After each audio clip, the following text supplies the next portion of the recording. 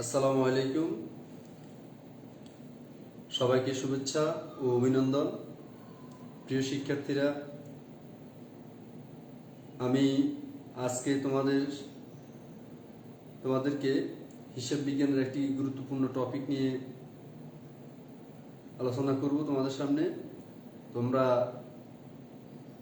আশা করি ক্লাসটিকে খুব উপভোগ করতে পারবে এবং মনোযোগ সহকারে দেখলে তোমরা নিজেরা যে কোনো সমস্যার সমাধান করতে পারবে। বিশেষ করে 2022 সালের এসএসসি পরীক্ষার্থীদের জন্য অধ্যায়টি অত্যন্ত গুরুত্বপূর্ণ। তোমরা অধ্যায়টাকে অনুসরণ করো কিভাবে আমি এর সমস্যার সমাধান করি। আর বিশেষ করে অধ্যায়টা শুরু করার আগে আমরা এর বেসিক দিকগুলো জেনে নিব। তো চলো আজকে আমরা যেই বিষয়টা নিয়ে আলোচনা করব সেটা হচ্ছে তোমাদের পাঠ্য বইয়ের নবম অধ্যায় রেওয়ামিল।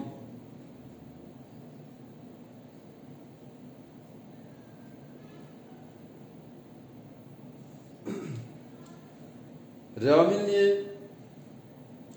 পরীক্ষায় একটা প্রশ্ন থাকে, তা আমরা যদি এর মৌলিক দিকগুলো যদি না জানি তাহলে আমাদের পক্ষে এই অঙ্ক সমাধান করা সম্ভব নয়। তো চলো সর্বপ্রথম আমাদের কি জানতে হবে।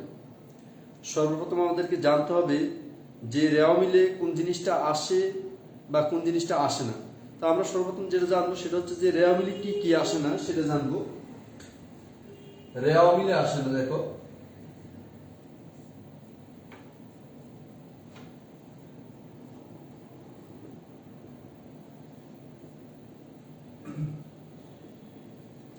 রেওয়ামিলে আসে না। তো কি আসে না এটা আমাদেরকে জানতে হবে। যে এক নম্বর আসবে যে প্রারম্ভিক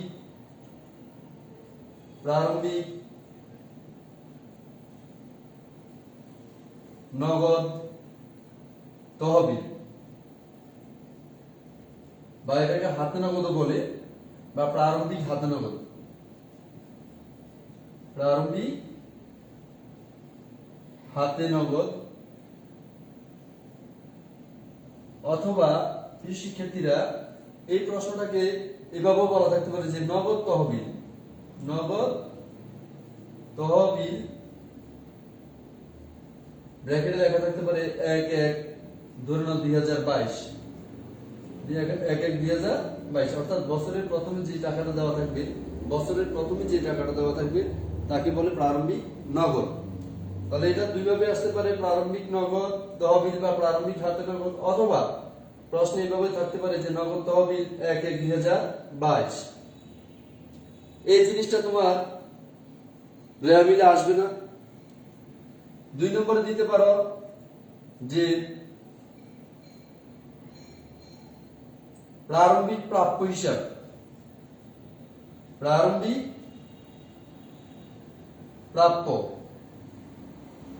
প্রাপ্য হিসাব, এটাও আসবে না। এটাও তোমার 1/1/2022 দ্বারা থাকতে পারে। 3 নম্বর আসবে না প্রারম্ভিক প্রদেয় হিসাব, প্রারম্ভিক প্রদেয় হিসাব।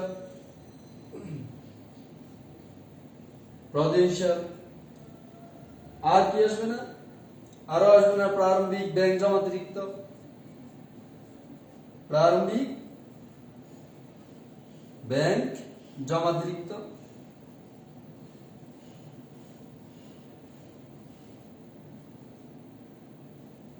অথবা 5 নম্বরে দিতে পারো প্রারম্ভিক ব্যাংক জমা,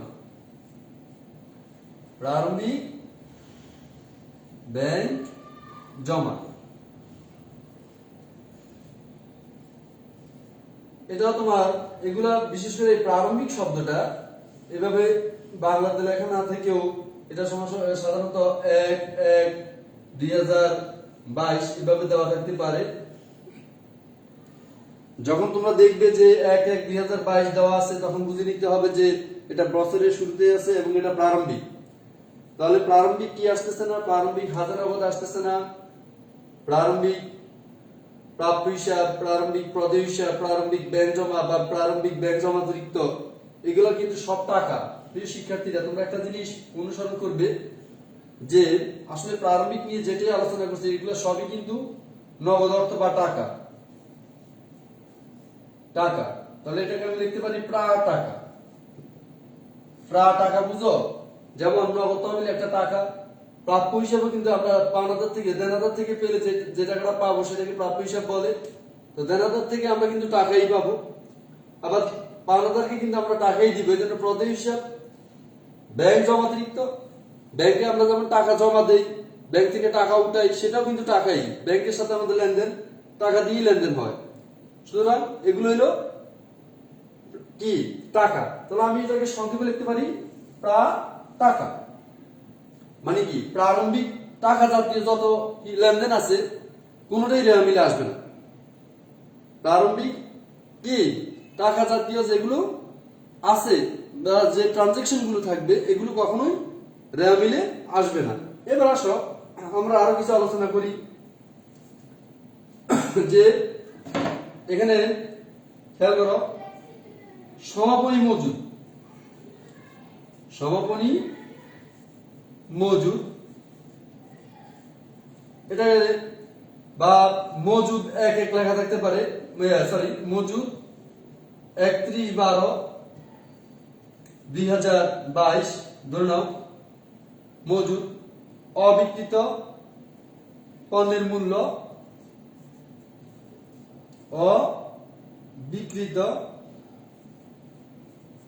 অবিকৃত পণ্যের মূল্য,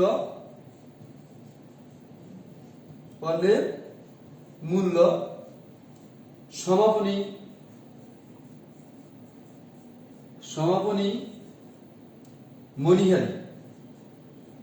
মনিহারি এগুলো তোমার রেওয়া মিলে অন্তর্ভুক্ত হবে না, কারণ সমাপনী মজুদ পণ্য 31/12/2022 এগুলো থাকতে পারে, এভাবে দেওয়া থাকবে, অথবা বাংলা লেখা থাকতে পারে সমাপনী মজুদ পণ্য, মজুদ এভাবে লিখতে। অবিকৃত পণ্যের মূল্য তাও কিন্তু সমাপনী মজুদ পণ্য, আবার সমাপনী মনিহারির কিন্তু রেওয়া মিলে অন্তর্ভুক্ত হবে না। তাহলে তোমরা এখানে কি দেখতেছো? সবস্তু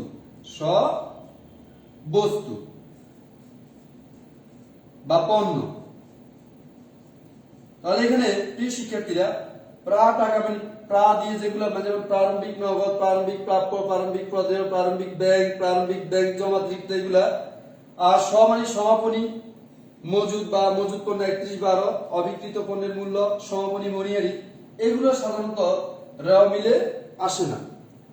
তো এবার আমার প্রশ্নটা বা তোমরা প্রশ্ন করতে পারো যে সমাপনী মজুদ পণ্য কেন রেওয়া মিলে আসবে না, বা সমাপনী মনিহারি কেন রেওয়া মিলে আসবে না, এটা আমি তোমাদেরকে একটু দেখিয়ে দিচ্ছি। দেখো যে সমাপনী মনিহারি, দেখো এটা হলো প্রারম্ভিক মনিহারি। প্রারম্ভিক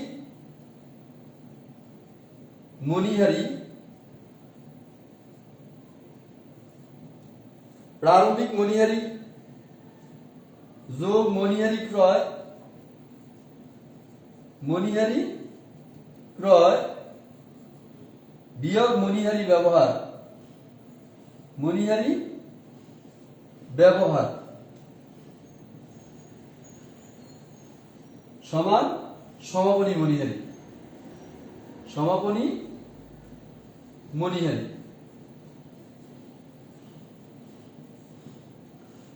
প্রিয় শিক্ষার্থীরা এখানে দেখো যে প্রারম্ভিক মনিহারি সাথে আমরা এবছরে মনিহারি ক্রয় করলাম, এটা থেকে বিয়োগ যাবে যে মনিহারি যতটুকু ব্যবহার হয়েছে সমান হবে কি সমাপনী মনিহারি।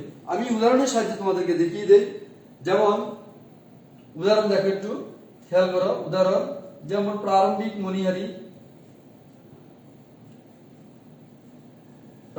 মনিহারি আমার আছে 30 একক বা 30টি কলম, আমি ধরে নিলাম 30টি কলম ধরে নিলাম, এটা আমার প্রারম্ভিক ছিল। এই বছর আমি আবার নতুন ক্রয় মনিহারি ক্রয় আরো মনে করো 30টি, তাহলে টোটাল আমার কয়টা হলো 60টি। এবার ব্যবহার, ব্যবহার হলো কয়টা? ব্যবহার হলো 20টি বা 40টি। তাহলে এখনো বাকি রইল কত? 20টি। এটাকে বলে সমাপনী মণিহারি। সমাপনী মণিহারি, মণিহারি।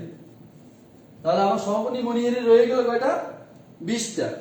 এই 20টা কিন্তু মনে রাখতে হবে শিক্ষার্থীরা, এই 20টা কিন্তু আমার 60টারই অংশ, অর্থাৎ এই 60-এর মধ্যে কিন্তু 20 রয়ে গেছে, অর্থাৎ সমাপনী মণিহারিটা কিন্তু আমার ওই টোটাল 60-এর মধ্যে আছে।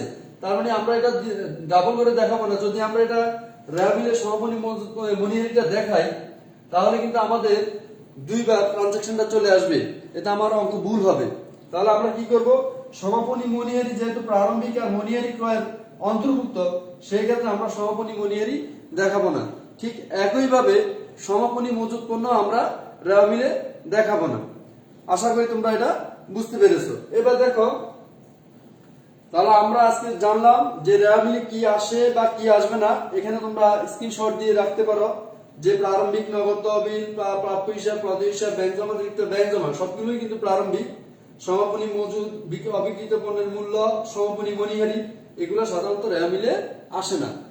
আর বিশেষ করে এসএসসি পরীক্ষার্থীদের ক্ষেত্রে আমি বলবো, এটা আমার পরামর্শ না, জাস্ট যুক্তিও না, তোমরা ধরে নিও যে 3টা জিনিস র্যাবিলে আসবে না। সেটা হচ্ছে যে প্রারম্ভিক নগদ, প্রারম্ভিক ব্যাংক এবং সমাপনী মজুদ। এই 3টা জিনিস সাধারণত র্যাবিলে আসে না। বাকিগুলো তোমরা অটোমেটিক্যালি মনে রাখবে। আর যদি মনে না রাখতে পারো তাহলে মনে রাখতে হবে এটা যে প্রায় টাকা আসবে না কখনো, এবং সব বস্তু বা পণ্য কখনো র্যাবিলে অন্তর্ভুক্ত হবে না। তো প্রায় টাকার মধ্যে কি কি জিনিসগুলো আছে এগুলো আমি তোমাদেরকে দেখিয়ে দিয়েছি, এবং সব বস্তুর মধ্যে কি কি আছে সেগুলো তোমাদেরকে দেখিয়ে দিয়েছি। প্রিয় শিক্ষার্থীরা, এবার দেখাবো যে কোন কোন জিনিসগুলা আমাদের র্যাবিলের কোন দিকে বসবে, এটা নিয়ে একটু তোমাদের সামনে তুলে ধরতেছি, একটু খেয়াল করো।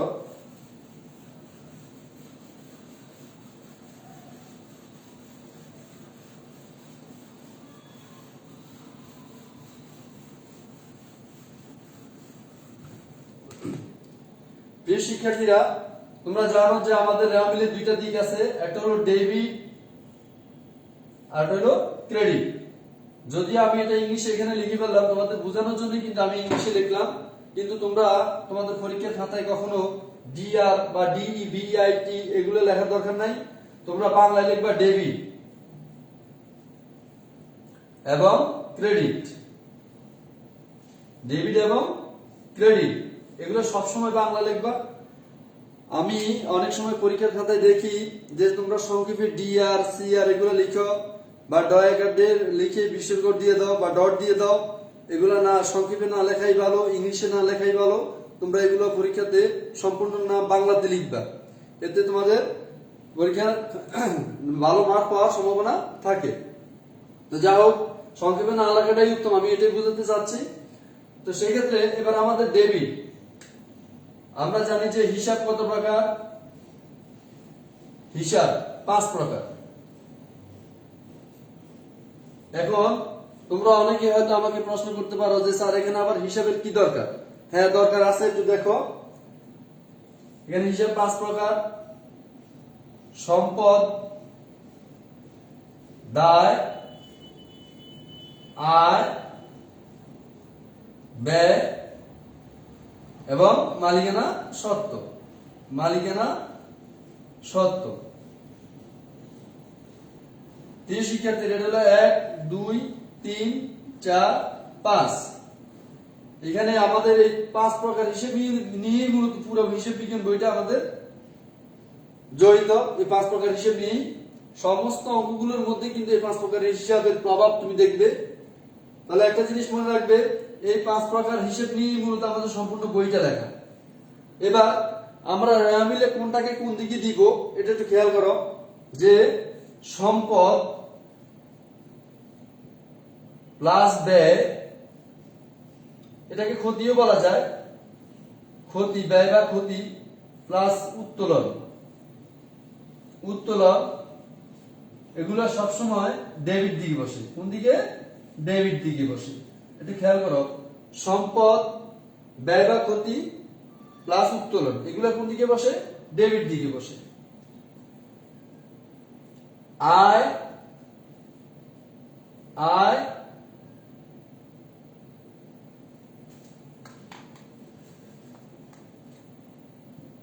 আয় প্লাস দায়, আয় প্লাস দায় প্লাস মূলধন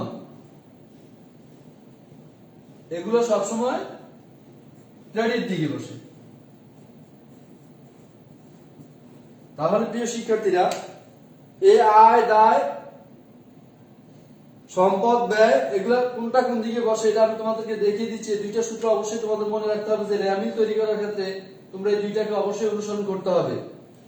এখন আমাদেরকে জানতে হবে যে সম্পদ কোনটা, আয় কোনটা, দায় কোনটা, এগুলো আমাদেরকে কিন্তু জানতে হবে।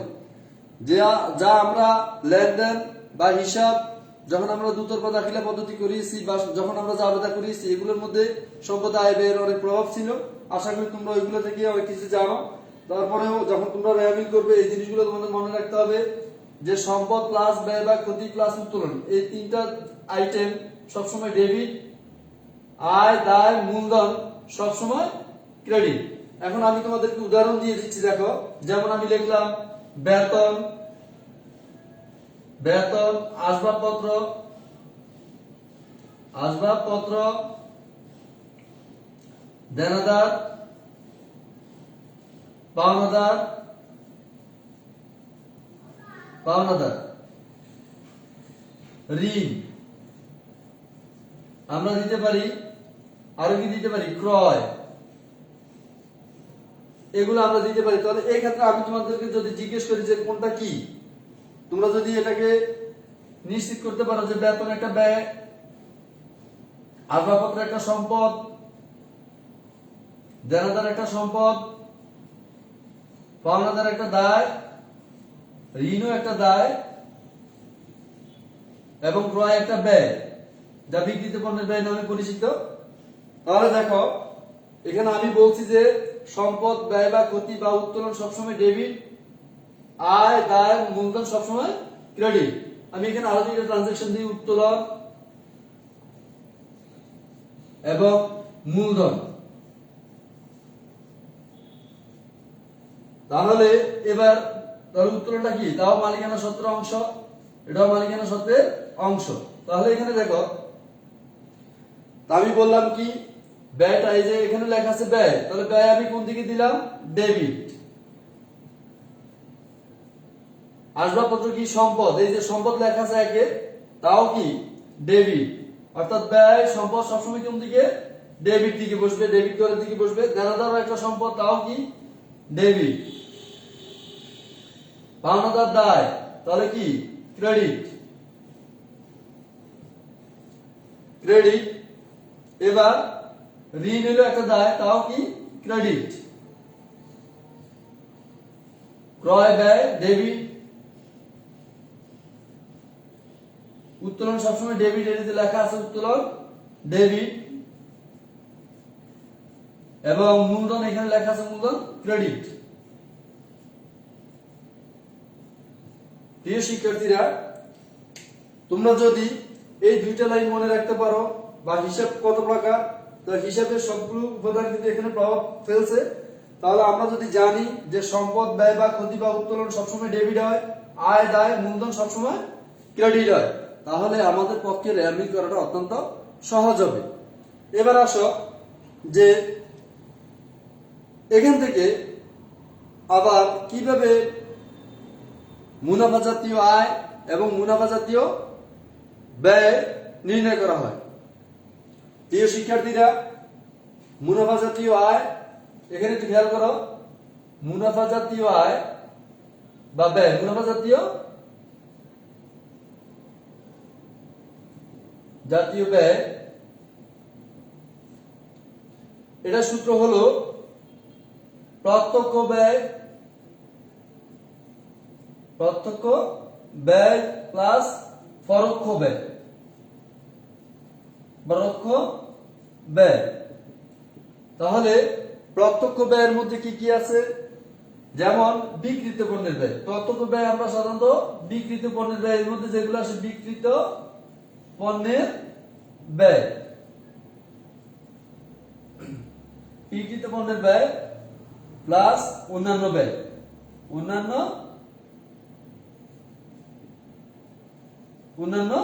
ব্যয়। তাহলে মুনাফা জাতীয় ব্যয় মানে কি?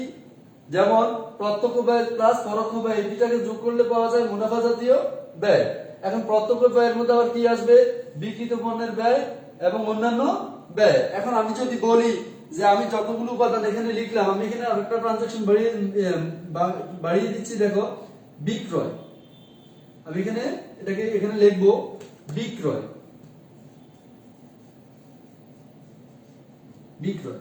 তাহলে একটু খেয়াল করো, আমি এখানে যতগুলো বিক্রয় হলো একটা আয় সবসময় তাও ক্রেডিট, এটা খেয়াল রাখতে হবে।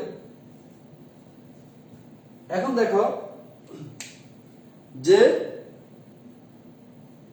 এখানে বললাম মুনাফা জাতীয় ব্যয় কিভাবে বের করে, প্রত্যক্ষ ব্যয়ের সাথে পরোক্ষ ব্যয় যোগ করলে, অর্থাৎ প্রত্যক্ষ ব্যয় মানে বিক্রিত পণ্যের ব্যয় আর পরোক্ষ মানে অন্যান্য ব্যয় যেগুলো আসবে সেগুলো। তাহলে এখানে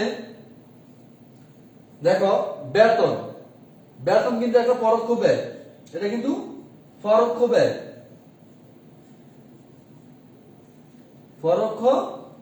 ব্যয়, আসবাবপত্র একটা সম্পদ, দেনাদার সম্পদ, পাওনাদার দায়, ঋণ দায়, ক্রয় কিন্তু একটা ব্যয়, তাহলে কিন্তু একটা প্রত্যক্ষ ব্যয়।